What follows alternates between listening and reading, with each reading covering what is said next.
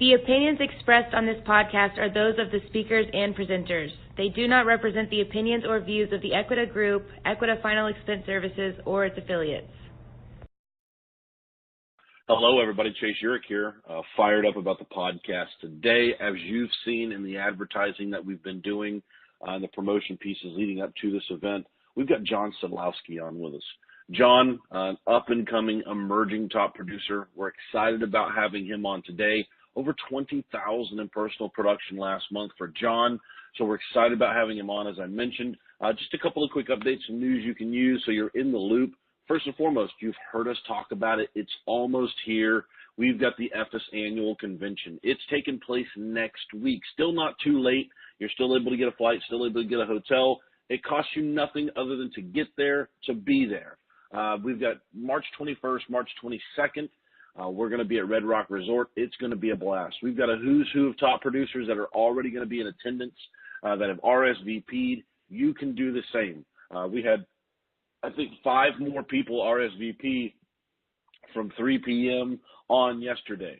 So it's not too late. Feel free to jump in. You can go to efesroadshows.com, EFESroadshows.com, and get your seat reserved. It's going to be a blast. We've got some of our top carrier relationships in attendance, and obviously the who's who on the leaderboard are going to be there.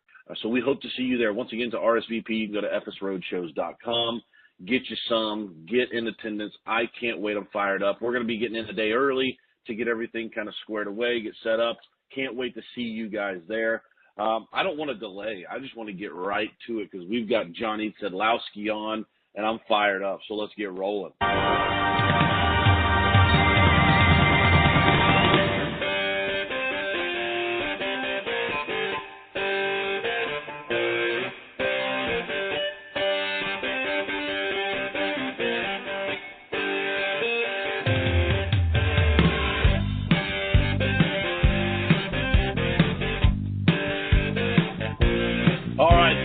Go ahead and cut the music. We're going to get rolling here. I appreciate you spending some time with us, man. How you doing this morning?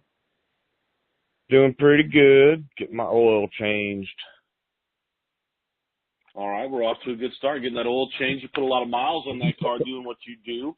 So we'll kind of kick it off. For those that don't know you, I have the pleasure of getting the opportunity to work with you. I know you work with Josh Jensen. So for those of you out there, John Sadlowski, located up in Pennsylvania. Let's talk a little bit about the beginning, John. When did you first get started in this business? Well, I got my driver's license back in April, so I started researching possibility of doing something like this. But I would say I got licensed in July and went to the first road show in Philly, and then after that, I kind of just started doing it with the direct mail. Gotcha. So And what was your first impression? What was that? Oh, sorry. I just said July. My first impression of this. Well, when you first got into the business, and we've told this story many a times on the calls, whether it be, I thought that this was about casket selling, or I thought this was, there's all different types of impressions when we first got into the business. What was your impression after you got going? Well, I wasn't really sure what I was doing. I didn't know what an insurance was. I knew nothing about the industry when I joined it. I just felt like it was something I wanted to do. Once I started doing it, though, I realized I'm selling a product that doesn't hurt people. I'm actually just helping people. Every day I help people or I don't, and I don't get paid. But, I mean, regardless, I'm not out there hurting people, and my product is a great product. So I don't feel guilty about what I do at all. It's good. It's good business. It's actually really cool to hear you say that because it is one of the few things in this world, and we can't all say it, but in our business particularly, it is really neat to be able to help somebody and, really do a good deed and then also make a great living, behind that. When you first got going, compared to now, like what would you classify yourself as? And there's no right or wrong. Door knocker, appointment setter, a little bit of both. Which one fits you? Well, I mean, I kind of went and tried everything because you kind of have to, and you have to keep trying everything. But I started out strictly door knocking, and then I started doing a lot of appointment setting. And then, I don't know, like overnight, I got really like behind, and I started rushing through the appointment setting. So people were just kind of telling me, hey, I'll be at home at 1. You find out that they're working till 5. So I kind of resorted back to door knocking for a while, and we'll see if I start setting my own appointments here in April again. Great. So when you and I have had conversations, we talked about this leading up to the podcast. We talked about goals, kind of where you are, where you first compared to where you first started.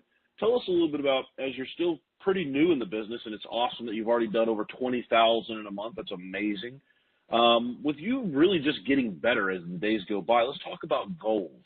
What was your goal when you first got started compared to where it is now, or have your goals changed at all? Yeah, they've changed considerably. In the beginning, I just wanted to sell enough to keep doing it. I wasn't trying to make money, and I definitely wasn't, because I just wasn't there yet. But I mean, eventually I was like, all right, well, I need to at least get 2,000 a week. I don't need to hit that 3,000 mark with my 20 leads. And I hit it, and then, now I'm like, if I don't hit 20,000 from now on, I'm probably not doing my job right, because my closing ratio has increased considerably. I used to be really bad. The first no a client would give me, I took that as a no, and I left to sit. And now I realize no doesn't mean no; it just means you got to ask me again. Gotcha. And how is working with Josh helped out in terms of the training? I know he's been a heck of a mentor for you. You mind sharing with us a little bit about how working with Josh, who's, as everybody on the knows, Josh Jensen is a top producer with EFES. How's working with Josh helping you out so far? Oh, it's great. I mean, if I wouldn't have went and watched Josh do what he did before I started doing this, it would have been a completely different story. The guy is like a master in his trade. It's kind of like watching an art form, an artist do a painting, watching him with people. But I mean, if it wasn't for him too, I would have failed out in January of this business, because I let life get me down, and he basically, told me to pull up my pants and take out that never mind. But yeah, he's a great guy to talk with, work with. Awesome. And so he's really kind of helped you when you were getting kind of beat up a bit, obviously. And in terms of training, you just mentioned you got to see him do it firsthand. What was the biggest thing you took away when you left the ride along with him? What was the number one thing you took away that you had learned from him on that ride along? You got to put in the work. I mean, when I first started the ride along with him, I mean, he got some serious no's in the beginning. But, I mean, he works 12 hours a day, so, I mean, he can't fail. Because, I mean, if you're out there 12 hours a day and you're setting as many appointments in a day that he does, it makes you realize, hey, as long as I keep doing it, I'm eventually going to get it. And you can't walk away with no money every day if you're out there every day. That was the big thing I saw when I was working with him. That's good stuff, and that kind of goes along and segues into what we wanted to talk about next. Let's talk about daily routine. Everybody has a different routine, and there's no right or wrong. It's just what works for you, and that's all that matters. Let's talk a little bit about your daily routine. What would you say from the time that you get up until the time you go to bed? What's your daily routine for this business? Well, I don't have an exact daily routine. I'm not that kind of person yet. I'm still growing, but I have my early days and I have my late days. It depends on basically where I set my appointments and how far I have to drive. I mean, if I'm driving an hour and a half to go somewhere, I'm not going to work for 4 hours and come home. I'm going to wake up at 7, get my kid to daycare by 8, and try to be there by 9. If it's a half day, usually I'll take my son to daycare, around noon, and try to be there by 1, and then do my appointment or whatever, and then door knock in the evening. Because, I mean, if you're not door knocking till the sun goes down, you're only cheating yourself in my eyes. Because those are the best hours to get people while they're home. And you've actually thrown out a few different dings, a few different comments in the group chat from when you've been out there and you've been dinging late at night. I know we've all seen them on. There's a lot of who's who on this call. Roger Chan, Jensen, Joel Shackett, Jeremy Gordy. You name it, there's a lot of top producers on this call right now. We've all seen you ding late at night, but then you've also been one of the first to congratulate somebody for that late night ding. How about the importance of just grinding? And I think it seems like we hear it every other day or every day maybe, of just keeping going and just pushing until you run that last appointment instead of being discouraged and turning around because you got beat up a little bit today. Keep going, go to that last appointment. How big is that for you? Because you've hit home runs on that many a times. Not getting in your head is definitely the hardest thing. I mean, they'll say, Josh would say, don't ride the highs and lows of the business. And man, I still don't know how to do it completely, but if you feel yourself, like not doing so well that day. I mean, I'm not afraid to take a half-hour break and go walk around to Walmart or whatever just to recenter myself and start over. Because, I mean, if you're going out there all crazy and panicky, I mean, they're going to see it and you're not going to do your job 100%. So you got to figure out something you can do in the field that can recenter you, regardless of what that may be. It's good stuff, man. That's factual. We've heard a lot of other top producers mention kind of that same mentality as well. Let's get outside of, out of the fun stuff and talk a little bit about, the not so fun stuff. As you and I were going over leading up to the podcast, we had kind of done some prep work on this particular topic. We love talking about the fun stuff. Hey, you did 20,000 last month. Hey, you did a great job. We also love kind of giving all of our audience a little bit of a peek behind some of our blemishes, some of the things that we're not so good at. So we'll talk a little bit about our bad habits. Right now, if you had to identify your number one bad habit, what would you say it is? Client relationship management. After I walk out what do you door, mean by I that? just kind of, basically, like I'm great in the original sit, and once I leave that door, like I have trouble keeping some of the business that I probably should be able to keep, because I mean I just haven't dealt with the rebuttals enough, I guess. So I mean I'm just now finally getting 20 apps in a month, and you got out of 20 apps, some of those are going to call you the next day and be like, hey, something came up. Well, I just haven't gotten there yet to be able to talk them back down into keeping their policy. That's what I meant, basically. And what are some of the things that you're doing to try and work to getting better at that? Are you just kind of breaking some of the barriers of, forget it, screw it, I'm just going to try this. I'm taking this advice from Josh. What are some of the things you're doing to try and improve that? Well, the big thing, I'm always trying to be super nice. So when someone tells me they don't want it, I used to completely roll over them and just cancel the policy for them. But I mean, as time went on, I realized in their best interest, I really got to try to get them to keep that policy. It's not about me trying to make more money anymore. It's about me just trying to get that person to see that if they don't keep this policy, they're never going to keep another policy. They have to at least try. And I'm just having trouble trying to get that from me to them, basically. I don't know. No, that's not uncommon at all. And I think that if we unmute all lines here, which I won't do for anybody freaking out on the other end if you're joining us live, I think there'd be a lot of people that have worked in this business that are still working on that particular aspect. So you're definitely not the only one. I can assure you of that. This just continue to evolve and continuing to improve. And seeing you on the calls in the group chat, you're always learning things. So that's what it's all about, man. Continue to educate yourself. So let's talk about carriers and your choice of carriers, who you write with, why do you write with them? Share with us a little about who your go-to companies are and why they are. I really like Foresters and Royal Neighbors. I mean, they're a stronger policy. They have the benefits, the will and stuff. But I mean, the problem is there is no Social Security billing with Foresters. So really, I kind of put a certain type of client with Foresters.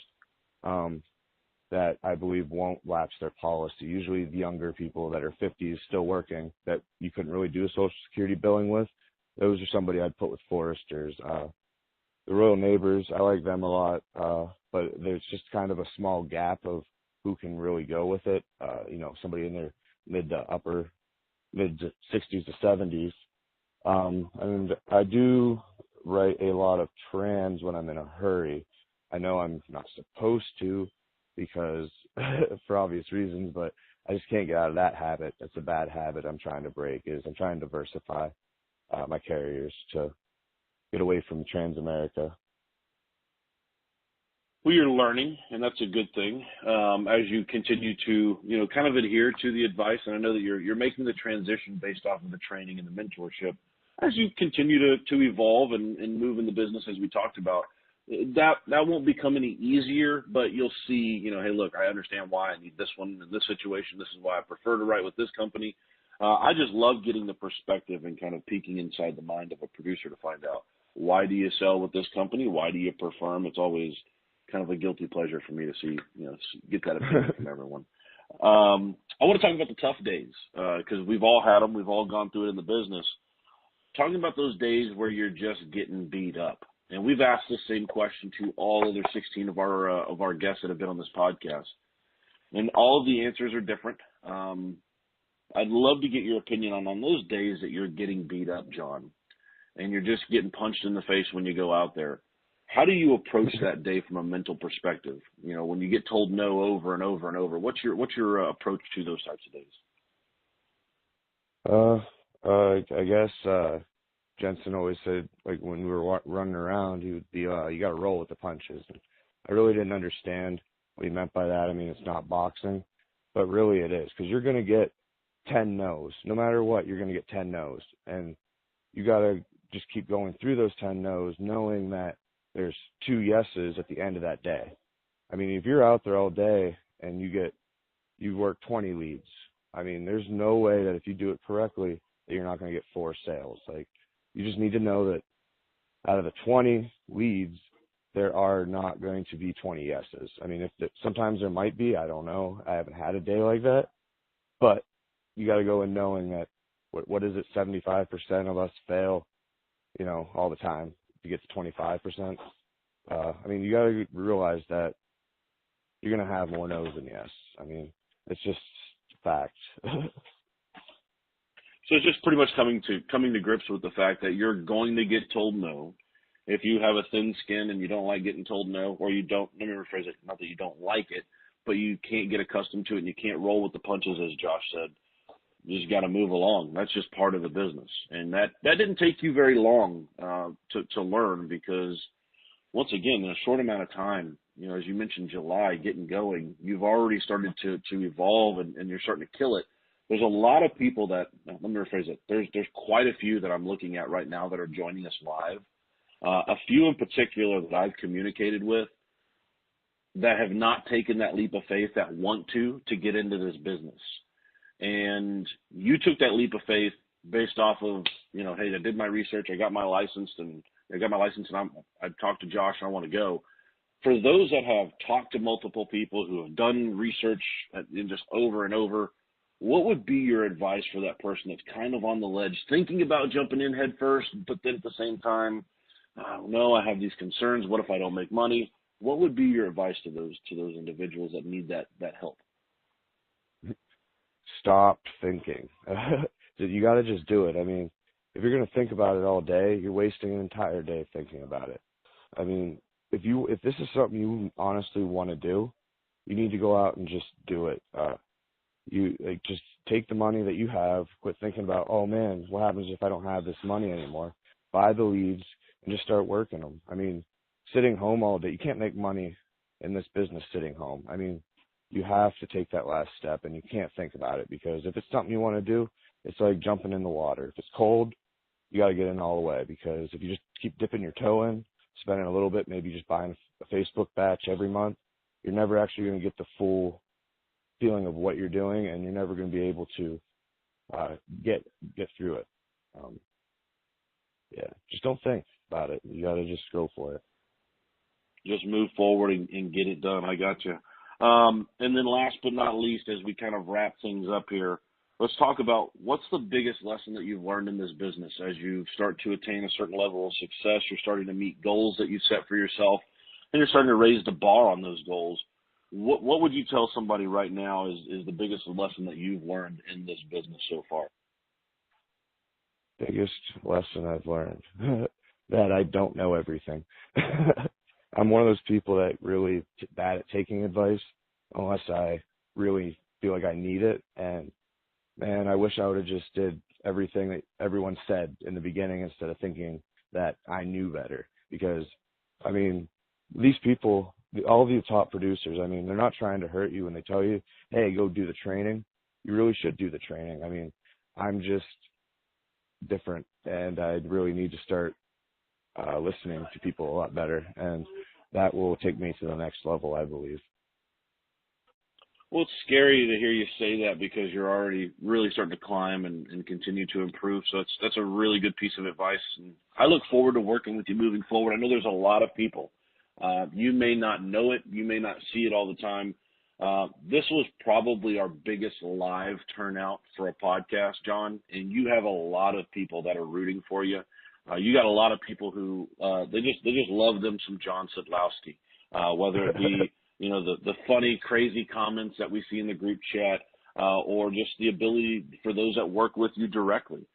You got a lot of people rooting for you out there, and I know that the entire EFES team, whether it's myself, Ryan, Ben, Eric, everybody at the home office who's had an opportunity to meet you, whether it be at a road show or work with you on a daily basis, we're rooting for you, buddy, and we appreciate all that you do, and I appreciate you jumping on and being our guest today on the podcast. Hey, thank you very much. No problem at all. Well, I'm excited from a selfish perspective, guys and gals that are joining us in podcast land. To have John on was something that we've been wanting to do for some time now. And if you didn't have an opportunity to listen to the entire podcast, maybe you jumped on late, maybe you want to go back and revisit something, I urge you to get plugged in. Go to iTunes, go to the Google Play Store, hit the subscribe button. We have unbelievable people like John who are our guests each and every Friday at 10 a.m. Central Standard Time that are going to share their words of wisdom. They're going to share their perspective, which I think is just as important. We've got a great catalog of producers that have been on the In the Trenches podcast, whether that's Lance Taylor, Roger Tam, Josh Jensen, Ben Bowman. The list goes on. And we welcome you to subscribe, listen, plug in. If you have any questions about how to get that done, just let us know. We'd love to help you out. I think the next In the Trenches podcast, we're going to try and rope Jamal English in. I've been trying to get Jamal on for about a week now. I say that jokingly because Jamal and I spoke last week when he was in town. We would love to get Jamal on next week, and we hope to see you guys plugged in. If you're not able to plug in, jump on, get yourself RSVP'd, and get to Las Vegas. March 21st, March 22nd. It is happening, and it's going to be a show. It's going to be a spectacle, and we hope to see you guys there. Hope you have a just unbelievable Friday here, productive Friday when you're out doing your thing, hitting that goal that you set for yourself. Hope you hit it hard, and if you need anything, let us know. The conference is now completed. Goodbye.